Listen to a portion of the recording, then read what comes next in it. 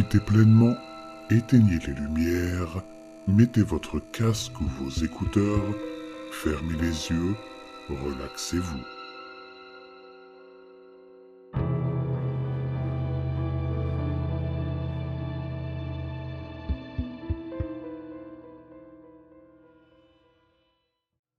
J'observais les lignes blanches disparaître l'une après l'autre sous le capot de ma voiture en parcourant l'autoroute.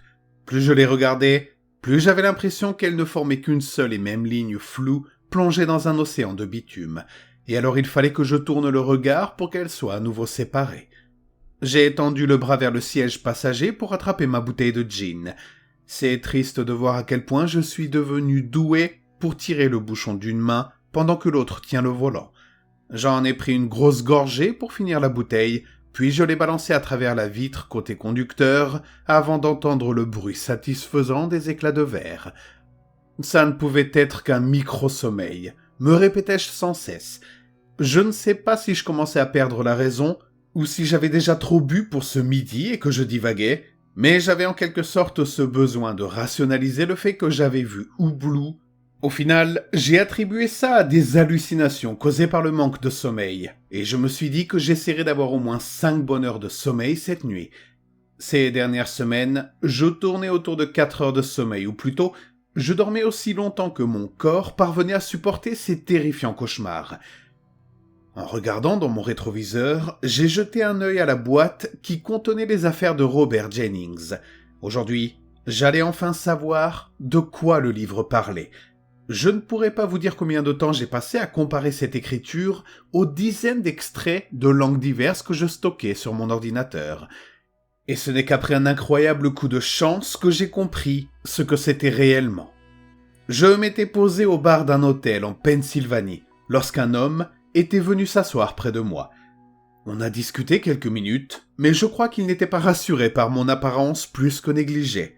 Finalement, on buvait dans le calme quand il a soudain brisé le silence. « Vous savez lire ce truc ?» a-t-il dit tout sauf gracieusement. « Malheureusement non, soupirai-je. En fait, pour être honnête, j'essaie d'identifier de quelle langue il s'agit. » Il a regardé sa bière en grattant l'étiquette. « Ça vous embête si je regarde un peu ?»« Non, bien sûr, mais faites bien attention, d'accord ? » J'ai fait glisser le livre vers lui avec précaution. Il l'a ouvert et a feuilleté les premières pages. Eh bien, ce que je peux vous dire, c'est que c'est une sorte d'écriture africaine. Mes oreilles se sont dressées en entendant cela. Africaine ? J'ai demandé, plein d'espoir. Ouais, j'ai été gardien de nuit au musée d'histoire naturelle à New York, et je suis presque sûr d'avoir vu un truc du genre là-bas. Je n'ai même pas pris le temps de remercier l'homme. Je lui ai pris le livre des mains, et j'ai foncé jusqu'à ma chambre d'hôtel pour me mettre au travail. J'ai dû écrire pas loin de 500 emails cette nuit-là, avec un petit extrait du livre en pièces jointes. Et j'envoyais ça à tous les professeurs d'histoire africaine, conservateurs de musées, traducteurs de langue africaine, dont j'avais pu trouver l'adresse en ligne. Et c'est comme ça que j'ai rencontré Ellie. Ellie était un professeur d'histoire africaine à la retraite, vivant à Natchez dans le Mississippi. L'email qu'il m'a renvoyé m'avait paru un peu surprenant, mais c'était surtout excitant. Il m'a expliqué que cet écrit que j'avais en ma possession était dans une langue quasiment éteinte, et qu'il avait appris à la traduire pour un professeur pendant sa thèse. Je lui ai dit que je lui offrirais n'importe quelle somme d'argent s'il acceptait de m'aider à traduire ce livre, mais seulement si je lui remettais en main propre et qu'il le lisait directement. Je ne pouvais pas risquer de perdre le livre à cause de la poste. Et en plus, Natchez était pile sur ma route pour rejoindre la maison en Louisiane. J'avais fini de lire le journal de Robert depuis 2 semaines. Il retranscrivait tous ses rêves, le poids terrible du fardeau qu'il portait et les conséquences sur sa vie familiale. Un épisode a retenu mon attention plus que les autres. Robert était parti toquer à la porte de l'un de ses locataires, n'ayant plus de nouvelles de lui ou ne recevant plus de loyer depuis un moment. La porte était déjà ouverte, alors il avait fini par entrer.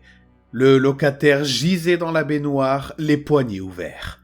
Apparemment, plusieurs de ses vieux jeans étaient étendus sur le sol de la salle de bain, et dans l'une des poches, Robert a trouvé une photo de la maison en Louisiane, son adresse écrite à la hâte au verso. Cependant, il ne faisait nulle part mention de l'endroit où il avait trouvé ce livre. Robert avait également émis une hypothèse sur les intentions exactes d'Oublou. Il semblait croire qu'il s'agissait d'un esprit vengeur, se nourrissant de nos cauchemars ou de nos peurs. Disons-le, son journal ne m'a pas tant aidé que ça en fin de compte. Ce n'était qu'un simple résumé de tout ce qu'il avait vécu durant ces 3 années passées avec cette malédiction. Je suis sorti de mes pensées juste à temps pour l'entendre crier. Il y a eu un gros fracas et le choc a enfoncé mon pare-brise. Par réflexe, j'ai fait une embardée et j'ai perdu le contrôle de mon véhicule. La voiture a dévié de la route et a heurté les rails de sécurité, projetant la femme du capot et la faisant traverser le paysage comme une vulgaire poupée de chiffon avant que sa trajectoire rencontre un arbre. J'ai alors entendu sa colonne vertébrale se briser sur le cou avec un crack résonnant. Ma voiture a achevé sa course folle et je l'ai entendu. « Oh mon Dieu, Marie !» Un vieil homme était en train de courir vers la bande d'arrêt, là où la femme était étendue. « Marie, mon cœur, non !» Il s'est agenouillé et a commencé à bercer sa tête dans ses bras. Les jambes de la femme étaient tordues d'une manière écœurante. Il s'est tourné et m'a regardé, toujours sous le choc, les jointures des doigts blanches à force de tenir le volant. Il m'a fallu un certain temps pour reprendre mes esprits et réaliser la gravité de la situation. « Reculez, je suis docteur !» ai-je crié en ouvrant la porte et en courant vers l'homme. « Elle est morte, connard, tu l'as tuée !» Le vieil homme sanglotait, la tête enfouie dans les cheveux de sa femme défunte. Je me suis arrêté à mi-chemin entre la voiture et l'arbre. Ils avaient au moins 70 ans tous les deux. Un peu à côté de la route, j'ai remarqué une voiture. Ils avaient dû tomber en panne ou alors ils avaient eu une crevaison. Elle était probablement en train de me faire signe de m'arrêter quand je l'ai percutée, ou bien elle se tenait trop près de la voie. « Je suis désolé, ai-je balbutié en respirant avec peine. « Je ne faisais pas attention. »« T'es complètement bourré, sale con !» a-t-il crié. « Un alcoolo comme ton père. C'est ce qu'il a tué, lui et ta mère. » J'étais décontenancé. « Non, ce n'est pas vrai !» ai-je répondu par réflexe. « Si ça l'est !» Le vieil homme a tendu le bras derrière son dos pour prendre un revolver. « Regarde ce que tu as fait, salopard! Tout est de ta faute !» Il a armé son revolver, l'a mis dans sa bouche et j'ai vu sa tête éclater dans une explosion de couleurs. Je suis resté là sous le choc, à écouter le silence qui remplissait maintenant l'atmosphère. Je me suis gratté la tête, puis j'ai dévisagé l'homme et sa femme. Comment j'allais me sortir de cette putain d'affaire ? Je me suis encore gratté la tête. Quel moment étrange pour avoir des démangeaisons. Puis, j'ai senti mes poils se hérisser. Je me suis retourné, surpris et apeuré. Il était là. Sa longue trompe repliée vers lui et son interminable langue noire pendante. Il m'a fixé avec ses horribles yeux d'un noir d'encre. Ils étaient tellement noirs que je pouvais voir mon reflet dedans. Mon reflet figé par la peur.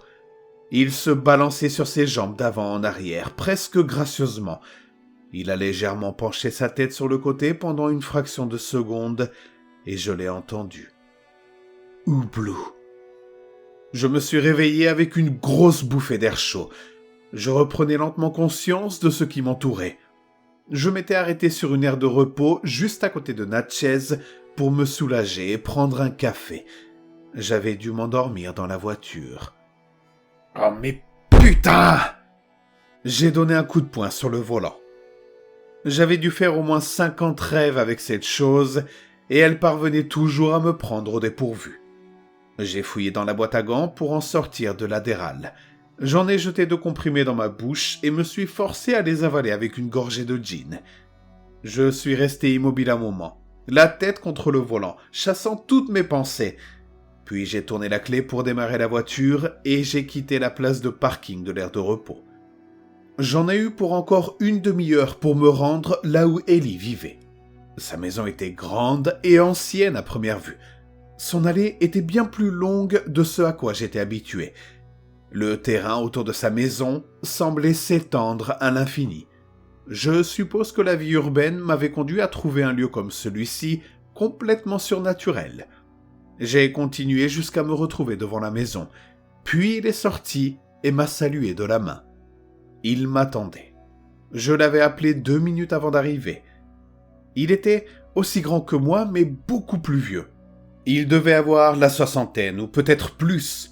Il avait un crâne parsemé de cheveux blancs, ainsi qu'une barbiche assortie. Sa peau était ridée, et il avait une paire de lunettes à moitié cassées posées sur le nez. Il a allumé une cigarette pendant que je sortais de la voiture et me dégourdissait les jambes. « Bonjour, docteur. » a-t-il dit depuis le perron. Je dois avouer que ça fait une éternité que j'attendais votre livre. Il est dur de trouver quoi que ce soit qui n'ait pas déjà été trouvé, et si vous me confiez ce travail, eh bien, je pense qu'on fera la paire. Il m'a scruté quelques secondes avant de parler à nouveau. Ça alors, vous avez sale mine, docteur. Longue route ? S'est-il renseigné d'un ton sincère. Juste une mauvaise nuit. Je n'ai pas pu m'empêcher de sourire. J'ai ouvert la portière arrière de ma voiture et j'ai sorti le livre de sa boîte. J'ai fermé la porte et examiné une dernière fois la couverture en marchant vers Ellie.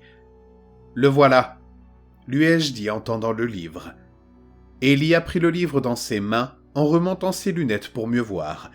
Il a plissé les yeux pour bien voir la couverture malgré la lumière du soleil pendant quelques secondes avant que je n'aperçoive ses yeux s'élargir et sa bouche s'ouvrir lentement. « Docteur !» a-t-il dit d'un air grave. « Où l'avez-vous trouvé ?»« Un ami me l'a donné. » Ai-je à moitié menti. « Pourquoi ? Quel est le titre ?» Ellie s'est retournée et m'a fixé un long moment. Je pouvais presque voir les engrenages tourner dans sa tête en même temps qu'il commençait à comprendre pourquoi j'étais dans cet état. C'est un livre religieux, écrit par un guérisseur de la tribu Binuma. Sa voix tremblait un peu d'émotion. Un guérisseur ? Comme ceux qui pratiquent le vaudou ? C'est bien ça. Ellie s'est tournée vers moi. Mais pas n'importe quel vaudou, la tribu Binuma, et plus spécifiquement ce sorcier, sont décrits dans le folklore africain comme l'une des plus impitoyables de tous les temps. Nous sommes restés là un moment devant sa maison, avec pour seule compagnie le bruit du vent. Eh bien, docteur, rentrons, et assurons-nous que ce n'est pas un faux avant de tirer des conclusions hâtives. Nous sommes rentrés ensemble et Ellie m'a amené à son bureau. Il a commencé à examiner le livre, les textes, le papier, tout. Pendant qu'il faisait cela, il m'a demandé d'exécuter plusieurs tâches. Sortir des échantillons de ses classeurs, chercher des textes qu'il n'avait pas sur Internet, lui amener du thé. Après environ 2 heures de travail, il s'est assis dans son fauteuil et s'est tourné vers moi.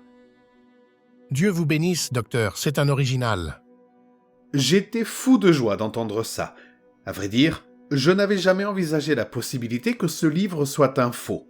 Et maintenant que j'étais à quelques minutes d'obtenir des réponses sur Oublou, sur comment l'arrêter ou le tuer, c'était comme si un poids s'en allait de mes épaules. « Vous savez quoi ? J'ai une chambre d'amis à l'étage. Si vous n'avez nulle part où aller, vous pouvez rester ici et on pourra traduire ce livre en 3 jours. » Mon moral en a pris un coup. « Je suis désolé, Ellie, mais c'est beaucoup trop long. » Il a levé les yeux vers moi. « Je dois repartir d'ici au coucher du soleil. » Vous avez l'air de ne pas avoir dormi depuis des jours.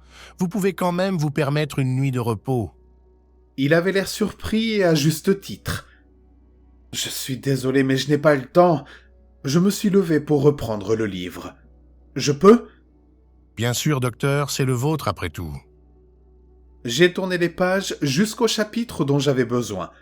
« Non, plus maintenant, Ellie. » ai-je dit en me rapprochant du texte que j'avais besoin de déchiffrer.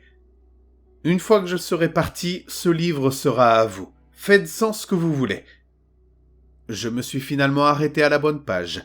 Un dessin grossier d'Oublou entouré de textes me fixait. « S'il vous plaît, c'est ce texte qu'il me faut. Je veux que vous le traduisiez. » lui ai-je dit avant qu'il ait le temps de demander quoi que ce soit. Ellie a regardé la page et l'a lu en silence, et je pouvais voir qu'il comprenait.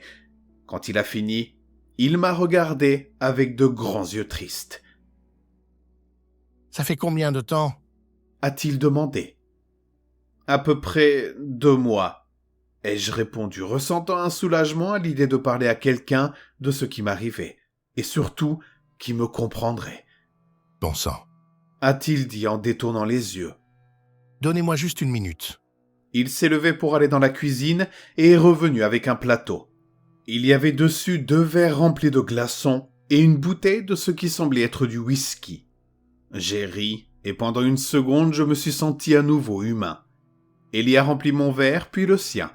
Nous avons bu ensemble en silence. « Maintenant, vous comprenez pourquoi je ne peux pas rester, » ai-je dit, brisant finalement le silence. « Je comprends, docteur. Maintenant, vous devriez peut-être vous asseoir, car c'est une histoire plutôt longue. » J'ai pris place près d'Ellie et me suis préparé à entendre la vérité. Mon cœur battait à une vitesse folle. Ce monstre, cette chose, s'appelle Dayala Booumba.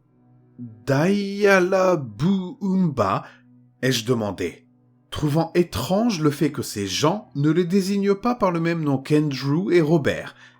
Oui, Dayala Booumba. On peut traduire ça par « celui qui montre ». Un frisson m'a parcouru l'échine.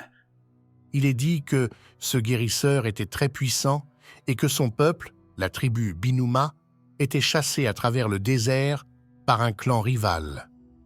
Plutôt que de les affronter loyalement sur le champ de bataille, ils ont envoyé leurs meilleurs guerriers dans le camp des Binouma la nuit pour les massacrer dans leur sommeil. Le guérisseur n'était pas là. Il priait les dieux pour qu'il sauve son peuple, mais les dieux l'avaient abandonné parce qu'il avait utilisé le vaudou pour vaincre ses ennemis. Ainsi, ses prières n'ont pas été exaucées. Il est revenu au camp pour y découvrir tous les membres de sa tribu morts, y compris sa femme et son enfant. Le guérisseur, submergé par le deuil et la haine, a alors fait appel à sa sorcellerie la plus puissante pour avoir sa revanche sur le clan rival et sur les dieux qui lui avaient tourné le dos. Il a rassemblé tout ce qui restait après la bataille, des défenses d'éléphants, des peaux de serpents, des os d'animaux et tout ce qui pouvait avoir des propriétés notables. Il a empilé le tout avec les corps de ses compagnons et a embrasé le bûcher, répétant sans cesse une incantation en fixant les flammes, une malédiction qui frapperait le clan rival. La malédiction consistait à invoquer un esprit qui entrait leur sommeil de la même façon qu'ils avaient tourmenté le sommeil de sa tribu. Ellie s'est arrêtée et m'a regardé. « Vous voulez que je continue, docteur ?» J'ai repris une gorgée de whisky en acquiesçant solennellement. En l'espace de quelques jours, le clan rival a été assailli par les cauchemars et plus aucun d'eux ne pouvait dormir. Leurs rêves étaient des cauchemars de destruction. Leur clan était assailli de toutes parts par les peuples voisins. Ils voyaient leurs femmes et leurs enfants violés, réduits en esclavage. Ils voyaient leurs plantations brûlées et des saisons sèches sans fin.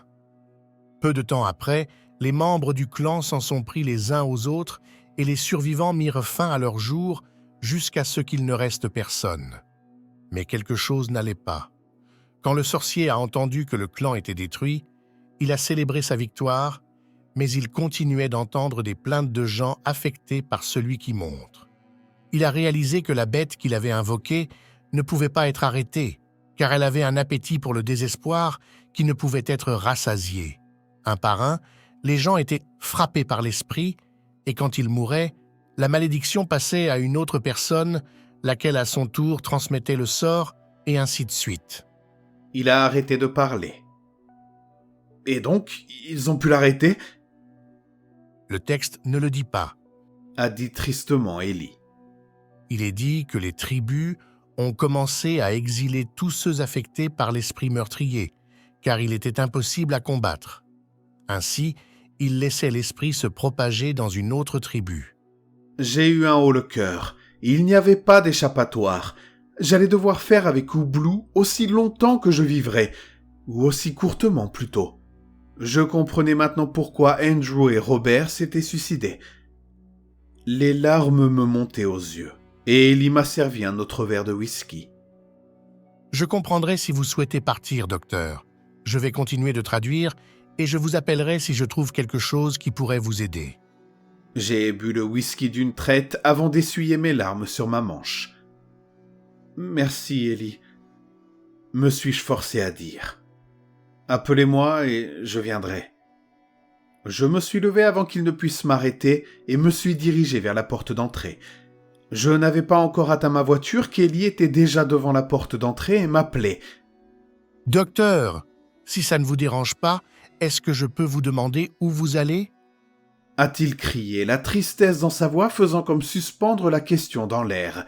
« Je vais poursuivre les traces de pas d'un homme mort, » ai-je répondu, « qui mène quelque part en Louisiane. » Ellie m'a regardé droit dans les yeux et il s'est mis à pleurer. « Je ne vous souhaite que le meilleur, docteur. Je ne peux pas imaginer les choses que vous avez vues et je ne prétends pas le pouvoir, mais que Dieu vous bénisse dans votre lutte. » J'ai hoché la tête et ouvert la porte de ma voiture, mais avant de monter, je me suis tourné vers Ellie. « Dayalabu Umba » ai-je dit en riant nerveusement. C'est un bien meilleur nom que celui que je lui ai trouvé. « Comment l'appelez-vous, docteur ?» Je me suis alors rendu compte d'à quel point ce nom était ridicule. « Oublou » ai-je dit avec un léger sourire. « Oublou ?» Ellie me regardait alors avec un air confus. « Oui, c'est ce qu'il dit à chaque fois qu'un rêve se termine. » J'hésitais. « Ça veut dire quelque chose ?» Ellie me fixait avec un regard que je n'oublierai jamais. Un regard que je sais qu'il ne donnera plus jamais à aucun autre homme. Et il a dit « Oui, ça veut dire quelque chose. Oublou est un raccourci pour Uboualou. » Le vent a soufflé doucement, faisant danser l'herbe dans la lumière du coucher du soleil, pendant que j'attendais les mots qui seraient probablement les derniers que j'entendrais de lui. Ça veut dire « réveille-toi ».